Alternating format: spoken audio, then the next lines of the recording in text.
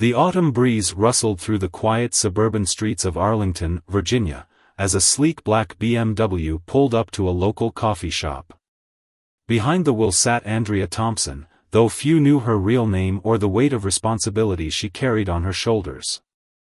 At 34, she had spent the last decade serving as a covert operative for the Central Intelligence Agency, specializing in counterterrorism operations across Southeast Asia. That morning started like any other. Andrea had just returned from a successful mission in Malaysia and was looking forward to a few days of well-deserved rest. She wore simple jeans and a navy blazer, her curly hair tied back in a neat bun, deliberately maintaining the appearance of an ordinary professional woman. The coffee shop was her regular spot, a place where she could blend in with the morning crowd of government workers and local residents. As she waited in line for her usual order of black coffee, Andrea noticed two police officers enter the establishment. She thought nothing of it initially. Law enforcement frequently visited this cafe given its proximity to several government buildings. Yet something felt different about their presence this time. Their eyes seemed to linger on her longer than usual, and their body language suggested they weren't there for their morning coffee. Before Andrea could process what was happening, the officers approached her. "Ma'am, we need you to step outside with us," the taller officer stated firmly. The entire cafe fell silent, dozens of eyes now fixed on the unfolding scene. Andrea's training kicked in immediately: stay calm, assess the situation, gather information. "Is there a problem, officers?" she asked, maintaining a composed demeanor despite the sudden interruption. The response she received made her blood run cold. "We have a warrant for your arrest in connection with a series of high-value jewelry store robberies in the D.C. area." The accusation was so absurd that Andrea almost laughed. She had been out of the country for the past 3 months, conducting classified operations that she couldn't disclose. But as the officers began reading her rights, she realized this was no simple misunderstanding. The timing was too perfect, the charges too specific. As they led her out of the cafe, Andrea noticed several customers recording the incident on their phones. She kept her face neutral, knowing that showing any sign of resistance would only complicate matters. The cool metal of the handcuffs against her wrists felt surreal. She had put them on others countless times during operations, but never expected to be on the receiving end. The drive to the police station was tense and silent. Andrea's mind raced through possibilities. Was this a simple case of mistaken identity, or something more sinister? Had her cover been compromised? Were there hostile agents trying to expose her? She needed to handle this situation delicately. Revealing her true identity too soon could jeopardize years of carefully crafted operations. At the station, they led her through processing with mechanical efficiency.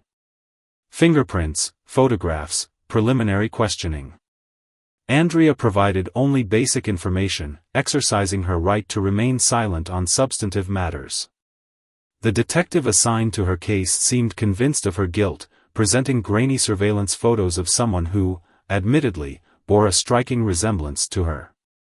Hours passed in the holding cell as Andrea carefully weighed her options.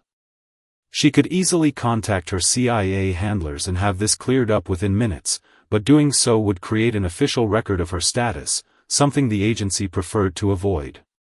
Moreover, her instincts told her this wasn't a random mistake. Someone had gone to considerable effort to place her in this position. As the sun began to set, casting long shadows through the small window of her cell, Andrea made her decision. She would let this play out through the system, at least until her court appearance. It would give her time to investigate who was behind this frame-up, and why they wanted her in custody. What they didn't realize was that they had just made a crucial mistake. They had given one of the CIA's top operatives nothing but time to think. The night grew longer as Andrea lay on the uncomfortable prison cot, her mind methodically piecing together recent events, looking for connections she might have missed. Tomorrow would bring her initial court appearance, and with it, the beginning of what promised to be an intriguing game of cat and mouse. Little did her accusers know, they had just trapped themselves in a web of their own making, with a highly trained operative at its center. As she finally drifted off to sleep, Andrea allowed herself a small smile. Whoever had orchestrated this situation was about to learn a valuable lesson about underestimating their opponents. The real question wasn't how she would get out of this situation, it was how many layers of conspiracy she would uncover along the way. The morning of her court appearance dawned with an unexpected development. As Andrea was being led to the courthouse, she noticed a familiar face in the crowd of reporters gathering outside. It was James Chen, a fellow operative she'd worked with in Bangkok 2 years ago. Their eyes met briefly, and she caught his subtle nod. The agency was aware of her situation but was choosing to watch rather than intervene, exactly as she'd hoped. The courthouse buzzed with activity as Andrea was escorted inside. She had spent the night memorizing every detail of the case file against her, and something didn't add up. The jewelry store robberies had been too precise, too professional. These weren't ordinary smash-and-grab jobs, they showed signs of extensive planning and inside knowledge of security systems. Someone was using these crimes as cover for something bigger.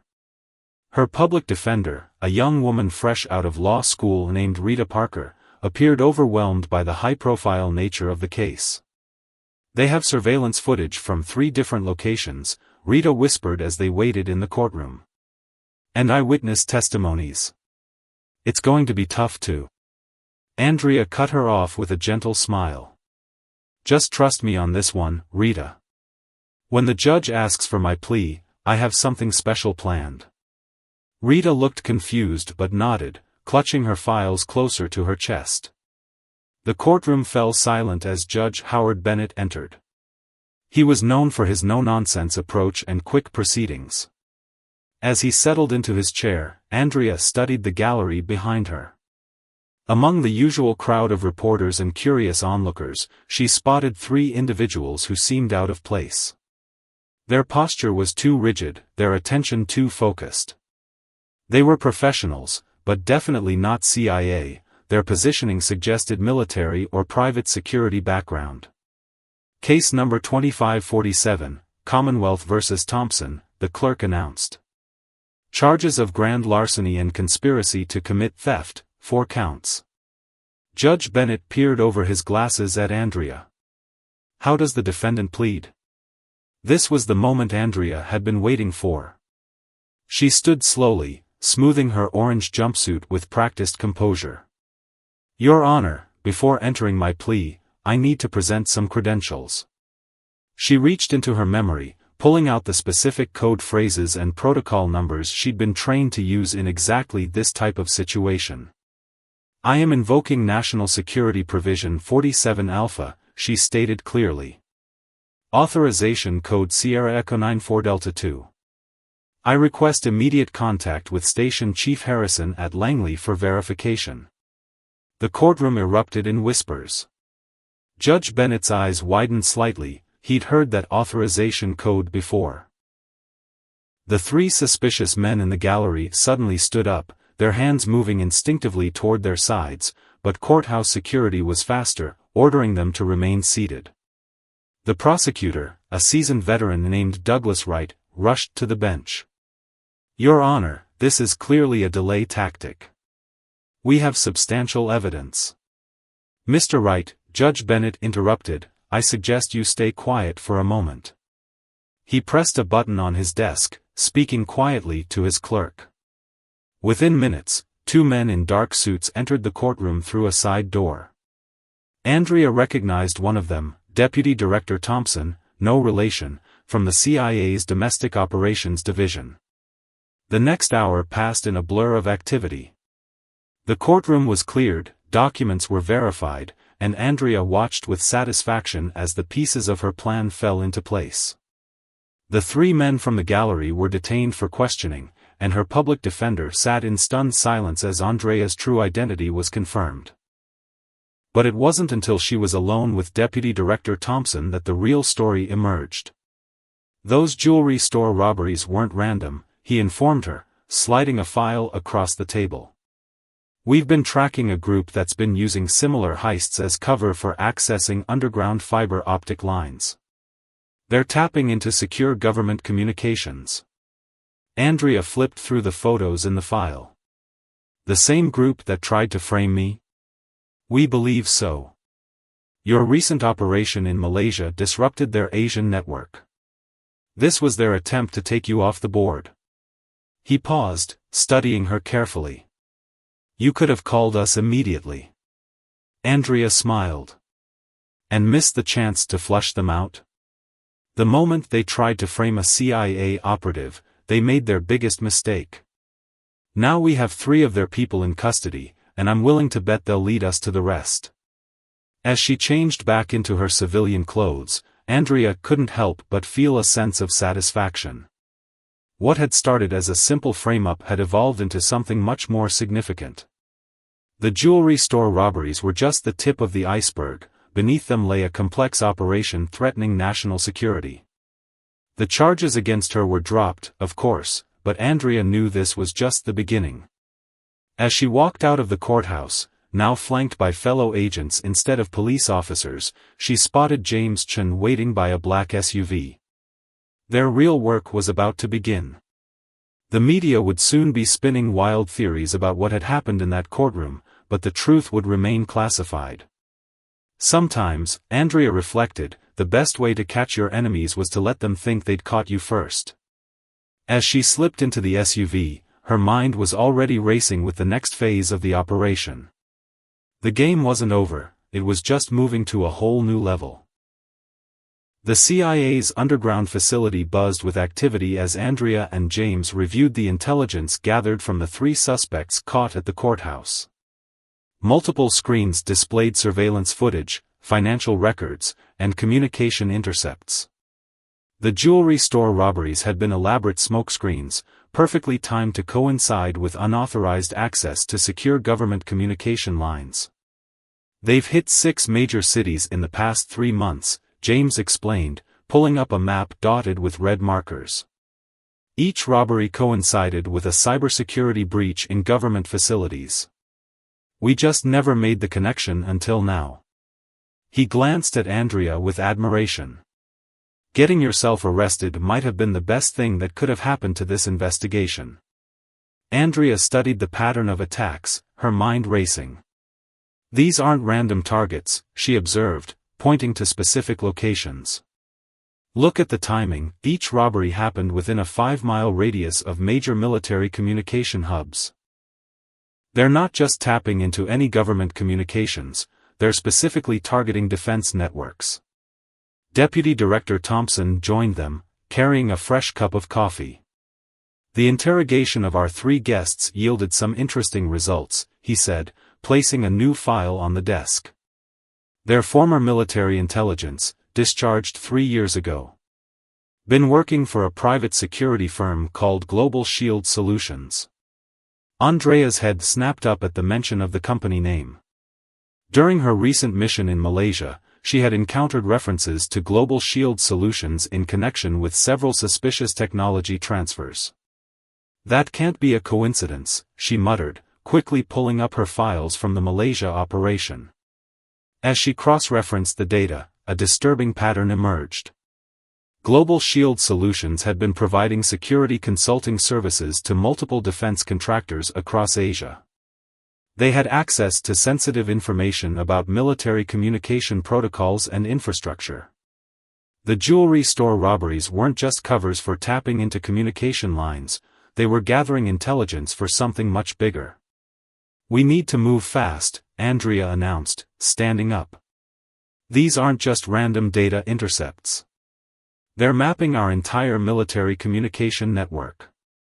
The robberies create public distractions and give them physical access to underground cable networks. Meanwhile, their consulting work gives them the technical knowledge to understand what they're accessing. James whistled low. It's brilliant, in a terrifying sort of way. Hide your espionage behind public crimes, then use legitimate business contacts to make sense of what you steal. The team worked through the night, piecing together the broader conspiracy. Global Shield Solutions had offices in 12 countries, each one strategically located near major military installations. They had been slowly building a comprehensive map of military communications infrastructure, possibly preparing for a massive security breach. "What I don't understand," Deputy Director Thompson mused, "is why they tried to frame you specifically. It was a bold move that risked exposing their entire operation." Andrea had been pondering the same question. Her Malaysia mission had disrupted some of their operations, but the response seemed disproportionate. "Unless. Check the timing of the next planned robbery," she suddenly requested, turning to the computer. James pulled up the surveillance data they'd retrieved from the suspects' phones. "There's evidence they were planning another hit next week. High-end jewelry store in Norfolk, Virginia." He paused, his eyes widening. "That's right next to the largest naval base on the East Coast," Andrea finished. "This isn't just about mapping communications anymore. They're planning something big, and they needed me out of the way because I've seen too many pieces of their operation." The room fell silent as the implications sank in. Global Shield Solutions had spent years building a legitimate business facade while secretly mapping military communications infrastructure. The jewelry store robberies were just the visible part of a much larger operation. And now they were positioning themselves for something near one of America's most important naval installations. Deputy Director Thompson immediately began issuing orders. "I want everything we have on Global Shield Solutions. Every contract, every employee, every piece of paper they've ever filed. And get me secure lines to our field offices in Asia. We need to know exactly what they've been doing over there." Andrea was already gathering her things. "I need to get to Norfolk," she stated firmly. "If they're planning what I think they're planning, we don't have much time." "Not alone," James interjected. "They've already tried to take you down once. Besides, you'll need tech support for this one." He patted the specialized equipment bag he always carried. As they prepared to leave, Andrea couldn't help but feel a surge of anticipation. The false arrest had been meant to sideline her, but instead, it had helped them uncover a massive security threat. Now she had the chance to not just clear her name, but to protect vital military infrastructure from a sophisticated attack. The drive to Norfolk would take several hours, giving them time to plan their approach. Global Shield Solutions had proven they were willing to go to extreme lengths to protect their operation. They had resources, technical expertise, and a network of former intelligence operatives at their disposal. But they had made one crucial mistake: they had revealed their hand by targeting Andrea. Now she wasn't just reacting to their moves, she was anticipating them. As the city lights faded behind them and the highway stretched out ahead, Andrea reviewed everything she knew about the organization's tactics. They might think they had the upper hand, operating in the shadows between legitimate business and international espionage. What they didn't realize was that those shadows were exactly where CIA operatives like Andrea worked best. The next move in this high-stakes game would be hers, and she intended to make it count. The Norfolk night was thick with humidity as Andrea and James set up their surveillance equipment in an abandoned office building overlooking the Target jewelry store. Through their research, they'd identified the store as Morton's Fine Jewelry, a high-end establishment that shared an underground utilities tunnel with several government fiber optic lines. The perfect cover for accessing sensitive military communications. "Security patrol passes every 20 minutes, James whispered, monitoring the feeds from their hidden cameras. "They're thorough, these aren't regular rent-a-cops. Global Shield Solutions provides their security directly." Andrea nodded, watching a guard complete his rounds with military precision. "They're using their legitimate security contracts to position their people everywhere. Hiding in plain sight." She adjusted her binoculars, studying the building's layout. "Any word from the facial recognition scans?" James tapped his tablet, bringing up a series of profiles. 3 of their top technical specialists flew into Norfolk 2 days ago. They're staying at different hotels, using different aliases, but our AI caught them all on traffic cameras heading to the same location. He pulled up a map showing a warehouse district near the port. That's got to be their staging area, Andrea mused, marking the location. But something doesn't add up. Why risk such a high-profile operation here? They must know we're onto them after the courthouse incident. Before James could respond, their secure phone buzzed, Deputy Director Thompson with an update. "We've finished analyzing the data from their Asian operations," he reported. "It's worse than we thought. They haven't just been mapping military communications, they've been inserting their own hardware into the networks. Microscopic devices that can intercept and manipulate data traffic." Andrea's blood ran cold as the pieces clicked into place. The jewelry store isn't the real target, she realized. It's just their access point. They're planning to infiltrate the naval base's entire communication network. She quickly pulled up the architectural plans they'd obtained. The utility tunnel under Morton's connects to a main junction box that serves half the base. If they succeed, they could potentially disrupt or manipulate communications for the entire Atlantic fleet, James added, his face pale. But why now? Why take such a huge risk?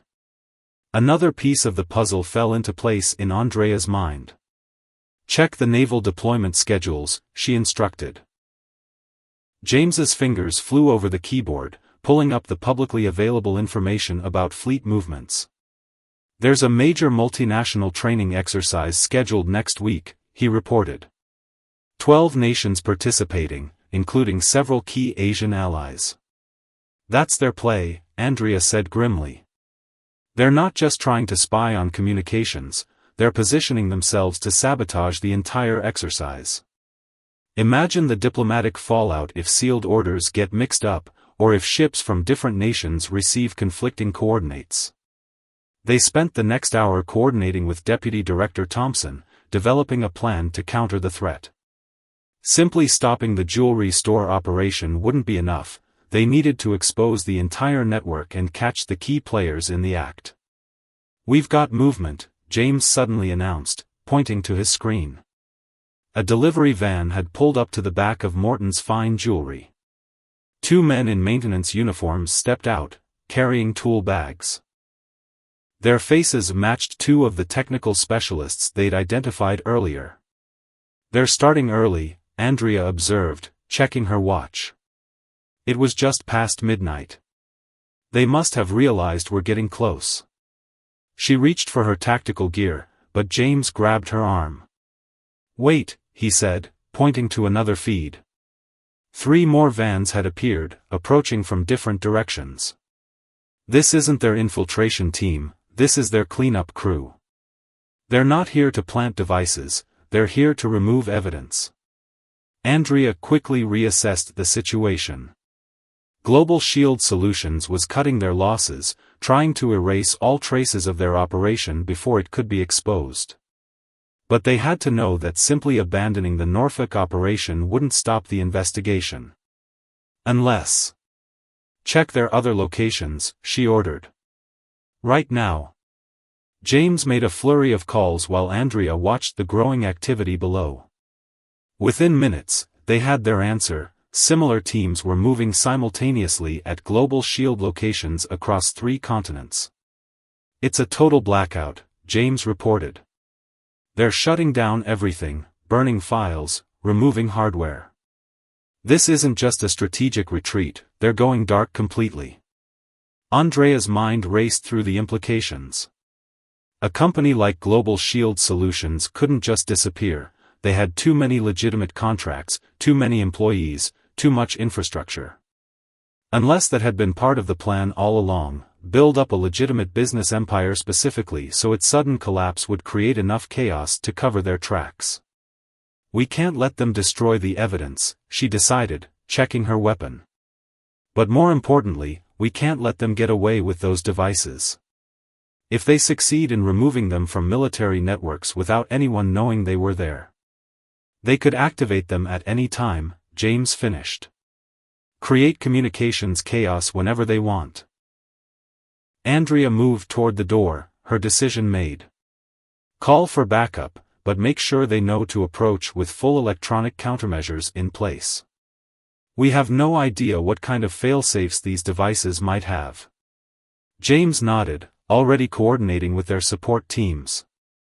Be careful, he warned. These guys are desperate now, and desperate people make dangerous choices. Andrea paused at the door, a slight smile playing on her lips. They were desperate the moment they decided to frame a CIA agent for their crimes. Now they're just beginning to realize exactly how bad that decision was. As she disappeared into the shadows, James couldn't help but feel a mix of admiration and concern. The next few hours would determine not just the success of their mission, but potentially the security of military communications across the globe. And once again, Andrea was walking straight into the heart of danger, armed with nothing but her training, her wits, and the element of surprise. The service corridor behind Morton's fine jewelry was dimly lit as Andrea moved silently through the shadows. Her earpiece crackled softly with James's updates about the cleanup crew's movements inside. Through the thermal imaging feed on her phone, she could see 6 heat signatures moving methodically through the building. They're splitting up, James whispered in her ear. 4 heading to the basement, 2 staying on the main floor. They've got some serious equipment with them, looks like they're preparing to access the utility tunnel. Andrea reached the service entrance, examining the electronic lock. Global Shield's people had already bypassed it, leaving subtle traces that only a trained operative would notice. She slipped inside, keeping to the shadows as voices echoed from the main showroom. We've got 15 minutes max before the next security patrol, a male voice announced. Everything needs to be cleared and wiped by then. Leave no traces. Andrea carefully positioned herself behind a display case, observing the 2 men on the main floor. They were systematically removing small devices from the walls and ceiling, surveillance equipment that had probably been installed weeks ago during routine security upgrades. Team 2 reporting, came a crackled voice from their radios. We've reached the access point. Beginning removal of primary hardware. That was the basement team, likely already accessing the utility tunnel where they'd planted their communication interceptors. Andrea knew she had to act fast. Once those devices were removed, proving Global Shield's involvement would become nearly impossible. James, she whispered. How long until backup arrives? 10 minutes minimum, he responded. Local police have been instructed to stay clear until our teams arrive. We can't risk civilian law enforcement walking into a potential cybersecurity breach. Andrea weighed her options. The 2 men on the main floor were armed but focused on their cleanup work. The basement team was the priority, they had the crucial evidence she needed. But getting to them meant either neutralizing the upper floor team first or finding another way down. She glanced up, noticing the ventilation system. The blueprints had shown maintenance access points throughout the building. It was risky, but it might allow her to bypass the main floor entirely. I'm taking the scenic route, she informed James, already moving toward the back office where she'd spotted a maintenance panel. The ventilation shaft was tight but navigable. Andrea moved silently, using her phone's building schematics to guide her toward the basement access point. Below, she could hear the cleanup team working, their voices echoing through the metal ducts. Primary node disconnected, one voice reported. Moving to secondary systems. Be careful with those, another responded. If any of these devices activate their fail-safe protocols, every intelligence agency in the country will know exactly where to look. Andrea reached the basement access point, carefully removing the vent cover. The room below was filled with electronic equipment, mobile servers, signal boosters, and sophisticated hacking tools. The 4-man team was so focused on their work that they didn't notice the subtle movement above them. She took a moment to capture images of the equipment with her phone, transmitting them directly to James. This was the evidence they needed, proof of Global Shield's infiltration of military networks. 5 minutes until the next security patrol, came the warning from upstairs. The basement team increased their pace, quickly disconnecting and packing equipment. Andrea knew she had to act now. Once they removed the core hardware, the evidence of their actual capabilities would be gone. She reached for a small device in her tactical vest, a specialized EMP generator designed to disable electronic equipment without causing permanent damage. "James, get ready," she whispered. "Things are about to get interesting." She pressed the activation switch, and in an instant, the basement was plunged into darkness. The cleanup team's equipment sparked and died, including their communications. Before they could react, Andrea dropped from the vent, landing silently behind them. "Nobody move," she commanded, her voice carrying the full authority of her training. "Federal agent. Hands where I can see them." The team froze, slowly raising their hands. They were professionals, they knew when they were caught. But Andrea kept her guard up, knowing the two men upstairs would have heard the commotion. "James, status on the upper floor?" "They're moving toward the basement stairs," he reported. "But our backup just arrived. They're surrounded."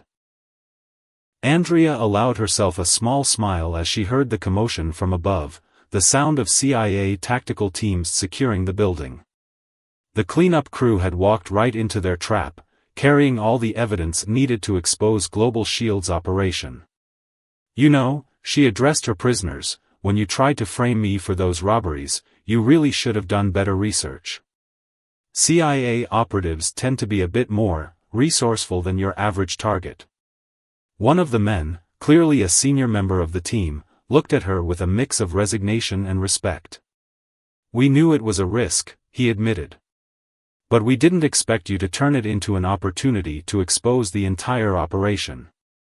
"That's the thing about shadows," Andrea replied, as the sounds of the tactical team descending the stairs echoed through the basement. "They're only useful if nobody's looking for what's hiding in them." The basement quickly filled with CIA personnel, securing the prisoners and cataloging the evidence. James appeared at the top of the stairs, grinning as he surveyed the scene. "The upper floor is secure," he reported. "And you'll never guess what we found in their van," detailed plans for similar installations at military bases across 3 continents. Andrea nodded, watching as the cleanup team was led away. They'd not only caught the immediate threat but had uncovered evidence that would help them root out Global Shield's entire network. What had started as a simple frame-up attempt had led to the exposure of one of the most sophisticated cybersecurity threats in recent history. But as she helped catalog the seized equipment, Andrea couldn't shake the feeling that this wasn't over. Global Shield Solutions was too well organized, too well funded to put all their resources in one operation. Somewhere out there, other cells would be watching, learning, and adapting. "You're thinking there's more to this, aren't you?" James asked, noticing her expression. "There's always more," she replied, securing a particularly interesting piece of hardware for analysis. "But for now, let's focus on what we've got. Something tells me these devices are going to tell us a very interesting story." As the evidence was carefully packed and transported, Andrea knew that her work was far from over. But she had turned what could have been a career-ending frame-up into a major intelligence victory. Sometimes, she reflected, the best way to fight shadows was to become one yourself. The CIA's technology lab hummed with activity as teams of analysts worked to understand the sophisticated equipment seized from Morton's fine jewelry. Andrea stood before a wall of screens displaying data streams, network maps, and analysis reports. 3 days had passed since the Norfolk operation, and the true scope of Global Shield's infiltration was becoming clearer, and more alarming, with each passing hour. "The devices we recovered are unlike anything we've seen before," explained Dr. Lisa Chen, the agency's leading technical analyst.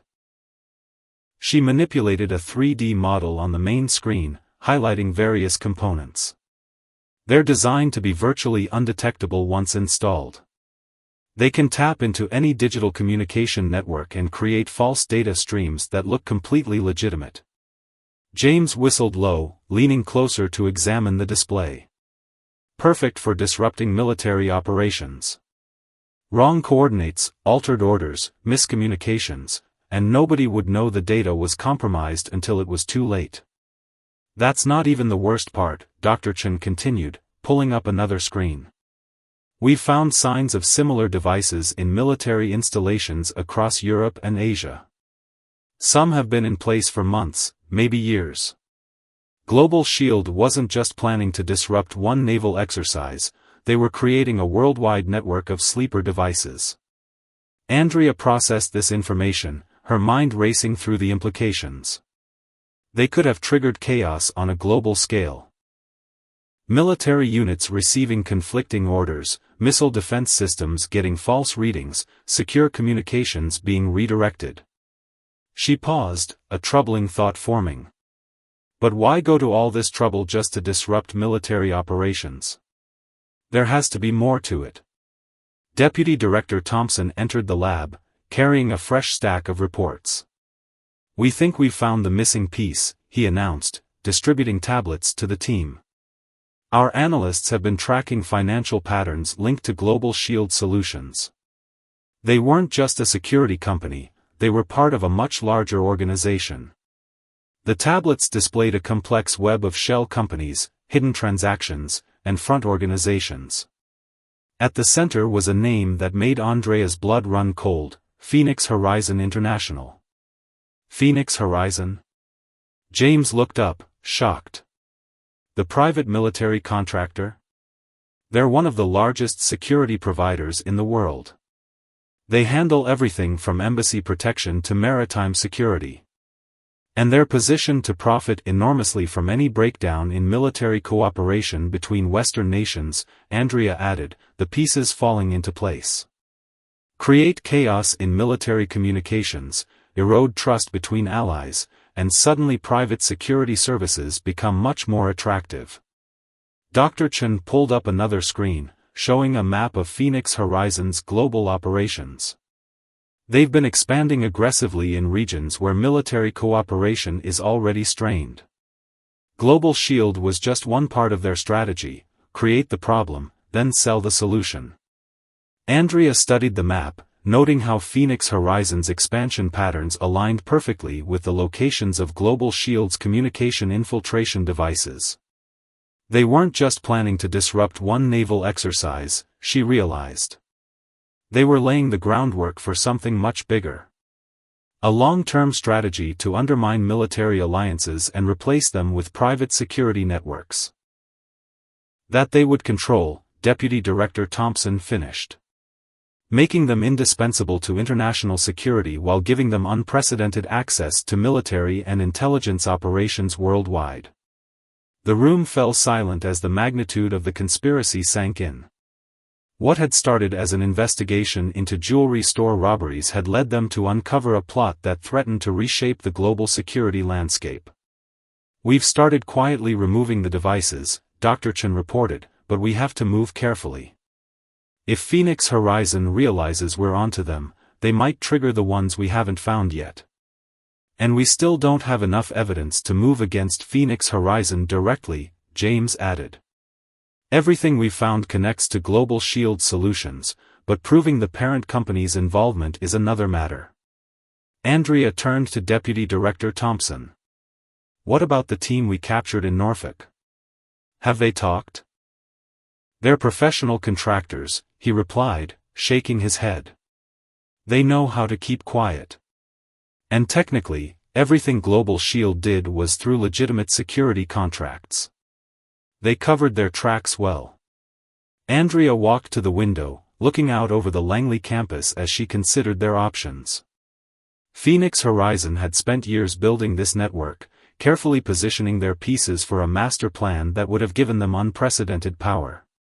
They wouldn't abandon it easily, even with Global Shield exposed. They'll try again, she said finally, turning back to the team. Different approach, different cover, but the same ultimate goal. People with this kind of ambition don't just walk away when one plan fails. Which means we need to be ready, James responded. But how do we fight an enemy that operates in broad daylight, using legitimate businesses as cover? Andrea smiled slightly, an idea forming. The same way we caught them this time, by letting them think they have the upper hand. She moved back to the main screen, pulling up Phoenix Horizon's corporate structure. They tried to frame me because I got too close to their operation in Malaysia. So let's give them another target, something too tempting to resist. Deputy Director Thompson raised an eyebrow. What did you have in mind? Phoenix Horizon is hosting an international security conference next month in Singapore, Andrea explained. Every major private military contractor in the world will be there, along with government representatives from dozens of countries. Perfect cover for whatever their next move might be, James mused, catching on to her thinking. Exactly, Andrea nodded. So let's make sure they have some very interesting company at that conference. Sometimes the best way to catch a shadow organization is to become one yourself. As the team began planning their next operation, Andrea felt a familiar surge of anticipation. Phoenix Horizon had thought they could manipulate global military communications from the shadows. Now it was time to show them that some shadows bite back. The Singapore skyline glittered in the evening light as Andrea adjusted her evening gown, preparing for the opening reception of the International Security Conference. 2 weeks of intensive preparation had transformed her into Catherine Wells, the CEO of a rising cybersecurity firm that had recently secured several significant government contracts. Communications check, James's voice came through her nearly invisible earpiece. He was stationed in their command center, a hotel suite filled with surveillance equipment 3 floors above the conference center. Clear, Andrea responded softly, accepting a champagne flute from a passing waiter. The grand ballroom of the Marina Bay Hotel was filling with security industry executives, government officials, and military contractors from around the world.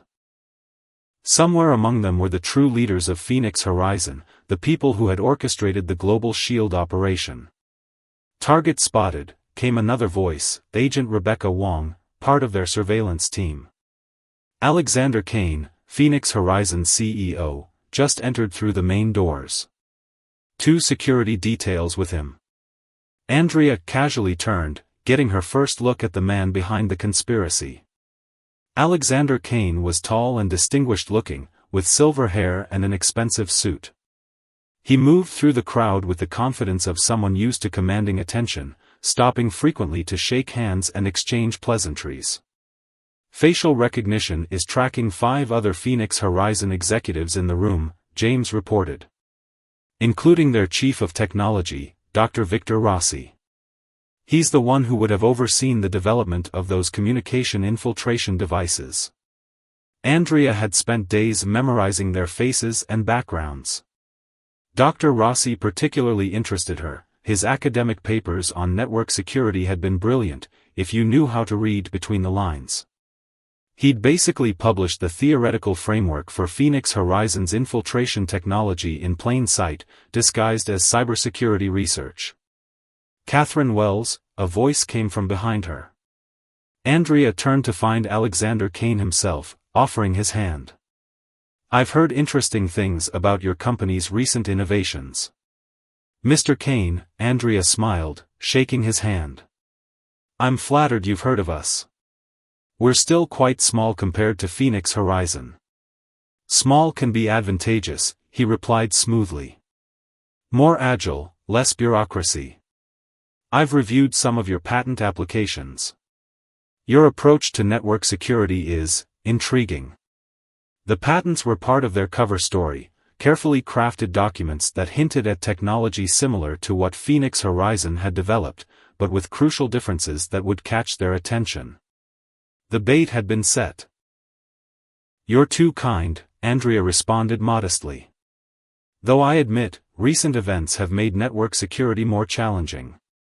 These jewelry store robberies in the States, using them as cover for accessing secure communications?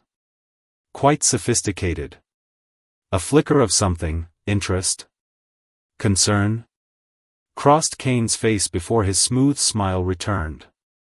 Indeed. The security industry faces new challenges every day. Perhaps we could discuss this further? Say, dinner tomorrow night? I'd be honored, Andrea replied, knowing this was exactly what they'd hoped for. Phoenix Horizon wouldn't be able to resist investigating a potential competitor who might have developed similar technology. As Kane moved away to greet other guests, Dr. Rossi approached. He was younger than Kane, with intense eyes that studied Andrea with undisguised curiosity. Ms. Wells, I've been hoping to meet you. Your recent paper on adaptive network protocols was fascinating. Dr. Rossi, Andrea acknowledged. Coming from you, that's high praise. I found your work on dynamic security architecture quite illuminating. She emphasized the last word slightly, watching his reaction. A subtle tension appeared in his shoulders. He recognized the reference to his theoretical papers that had laid the groundwork for Phoenix Horizon's infiltration devices.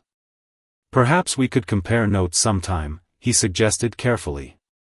Share some technical insights. I'd like that, Andrea smiled. Though in my experience, the most interesting technical discussions happen outside official channels. The message was clear. She was suggesting she knew about their secret projects and might be interested in collaboration. Dr. Rossi's eyes narrowed slightly as he assessed her. Indeed they do, he agreed finally. I look forward to our future conversations. As the evening progressed, Andrea moved through the crowd, carefully dropping hints and making connections. Each conversation was a delicate dance of implied knowledge and subtle suggestions. Phoenix Horizon's executives were clearly interested in her company, but she could sense their suspicion as well. They're running background checks, James reported in her ear. Heavy traffic from their secure servers. They're trying to verify Catherine Wells' identity. Good, Andrea murmured, pretending to check her phone. Their cover story would hold up to scrutiny. The CIA had spent weeks building a digital history for Catherine Wells and her company. The deeper Phoenix Horizon dug, the more convinced they would become that she was a potential threat, or a potential ally. Kane's security team is displaying unusual movement patterns, Agent Wong reported. They're conducting counter-surveillance sweeps of the conference center. They're paranoid, James added. After what happened with Global Shield, they're taking no chances. Andrea made her way to one of the balconies, ostensibly to get some air. In reality, it gave her a clear view of the security patterns in the room. Phoenix Horizon's team was professional, but their heightened alertness revealed their concerns. They were worried about exposure, about competitors, about law enforcement, and now about Catherine Wells and her mysterious company. Full technical sweep of your room scheduled for tomorrow morning, James reported. They're sending their own security team under the guise of hotel maintenance. Perfect, Andrea smiled slightly. They had prepared for this, leaving just enough breadcrumbs in her hotel suite to deepen Phoenix Horizon's interest without revealing their true purpose. As she watched the Singapore skyline, Andrea felt the familiar thrill of a complex operation coming together. Phoenix Horizon had built their power through shadows and deception, using legitimate businesses to hide their true activities. Now those same tactics would be their undoing. The dinner invitation tomorrow would be crucial, a chance to get closer to both Kane and Dr. Rossi, to make them believe that Catherine Wells could be a valuable ally in their plans. And once they trusted her enough to reveal those plans. Remember, James cautioned in her ear, they're not just going to show their hand. They'll test you first. I know, Andrea replied softly. But that's exactly what we want. Let them think they're the ones doing the investigating. After all, she thought, sometimes the best way to catch someone in a trap is to let them think they're the ones setting it. The private dining room at Singapore's most exclusive restaurant offered a stunning view of the marina, but Andrea's attention was focused entirely on her dinner companions. Alexander Kane sat across from her, while Dr. Rossi occupied the seat to her right. The remains of an excellent meal lay forgotten on the table as their conversation turned to business. Your company's approach to network security is remarkable, Ms. Wells, Kane observed, swirling his wine glass. Almost as remarkable as how quickly you've managed to secure government contracts. The right solutions tend to find the right customers, Andrea replied carefully. She'd spent the day being subtly tested by Phoenix Horizon, their security team's sweep of her hotel room, their technical experts probing her company's systems, their background checks into Catherine Wells' history. Indeed, Dr. Rossi interjected. Though I'm curious about something in your recent patent applications. The adaptive protocol you described, it bears some similarity to theoretical work I published years ago. I found your papers inspiring, Andrea admitted. Particularly the sections about dynamic network infiltration that most people overlooked. She met his gaze steadily. Sometimes the most valuable insights are hidden in plain sight. A moment of tension filled the room. In her ear, James whispered, multiple phones just connected to Phoenix Horizon's secure server. They're running real-time verification. Kane leaned forward slightly. You know, Ms. Wells, in this industry, it's rare to find someone who truly understands the bigger picture. Most people think too small, individual contracts, specific security solutions. They don't see the potential for fundamental change. Change creates opportunity, Andrea responded. Especially when existing systems prove unreliable. Military communications, for instance, so dependent on trust between allies. She paused deliberately. Trust that can be adjusted. Dr. Rossi's eyes narrowed. Interesting choice of words. We recently had some setbacks with a similar project. The global shield situation? Andrea raised an eyebrow. Hardly a setback. More like a valuable learning experience. Their mistake was working too independently, without proper coordination. You seem very well informed, Kane observed, his tone carefully neutral. Information is my business, Mr. Kane. Just like it's yours. Andrea reached for her purse, removing a small data drive. Perhaps this will interest you. Analysis of military communication vulnerabilities across 3 continents. Including several that your former subsidiary might have overlooked. As Kane took the drive, James's voice came through Andrea's earpiece, multiple signals detected. They're copying the data now. Tracking all access points. The drive contained carefully crafted information, a mix of genuine vulnerabilities and subtly altered data that would lead Phoenix Horizon's technical teams exactly where the CIA wanted them to go. Each file was tagged with invisible markers that would trace every system that accessed them. Impressive, Kane finally said, pocketing the drive. Though it raises an interesting question, why share this with us? Because you think bigger than Global Shield did, Andrea replied. They focused on creating chaos. But the real opportunity isn't in disrupting military communications, it's in controlling them. Imagine being the only organization capable of guaranteeing secure information flow between nations.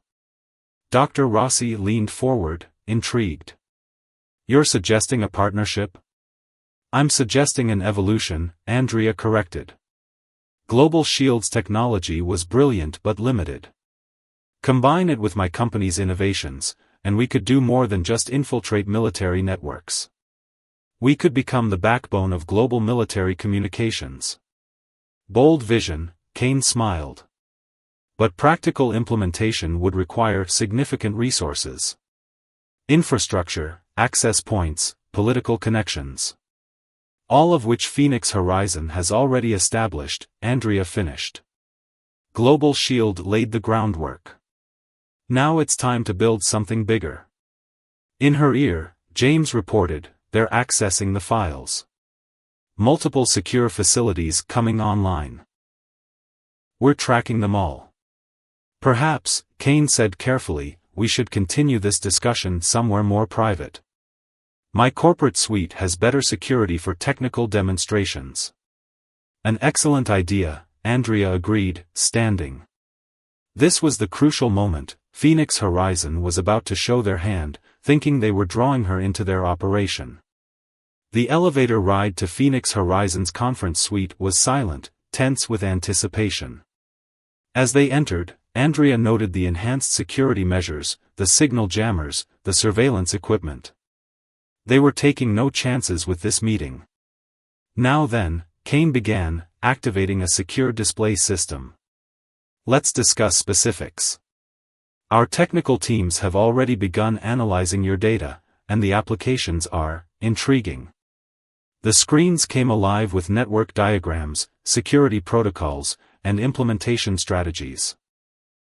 Dr. Rossi began explaining their existing infrastructure, the very evidence they needed of Phoenix Horizon's control over Global Shield's operations.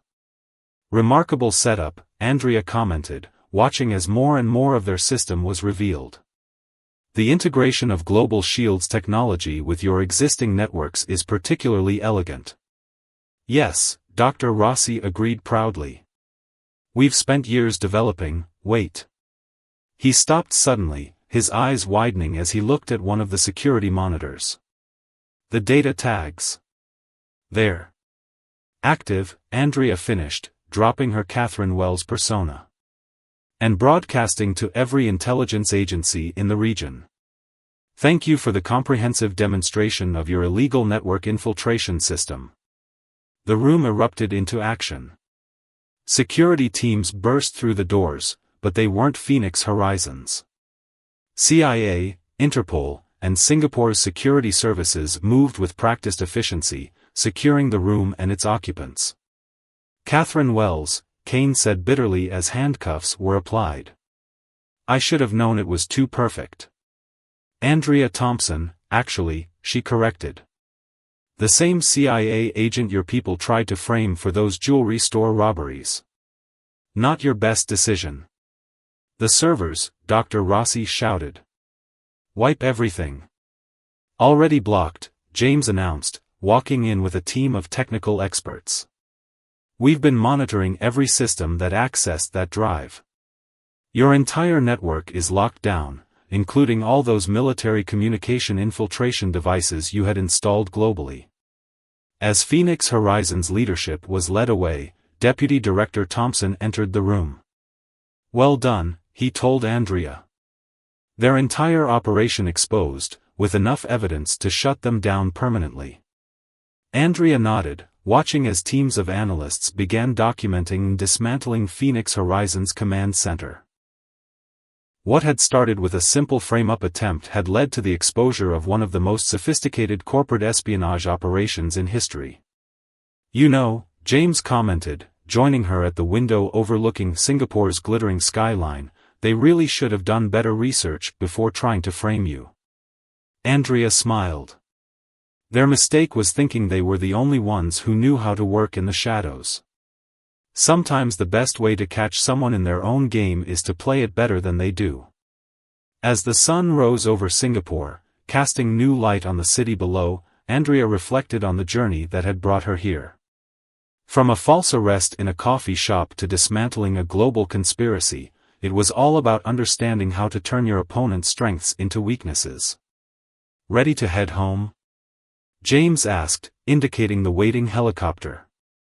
Almost, Andrea replied, taking one last look at the captured Phoenix Horizon executives. I think I'll stop for coffee first. I know this great little shop in Arlington.